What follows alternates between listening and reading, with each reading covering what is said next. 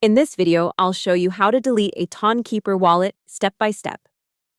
First, open the TonKeeper app on your phone and unlock your wallet.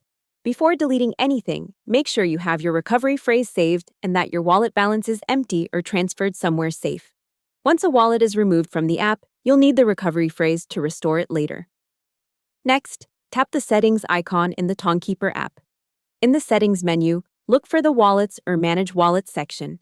This area shows all the wallets currently connected to your TonKeeper app. After that, select the wallet you want to remove. You should see an option like Delete Wallet, Remove Wallet, or Disconnect Wallet. Tap this option and confirm the action when the app asks for confirmation.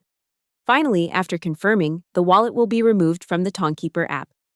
Keep in mind that this does not delete the wallet from the blockchain. It only removes it from your device. You can always restore it later using your recovery phrase.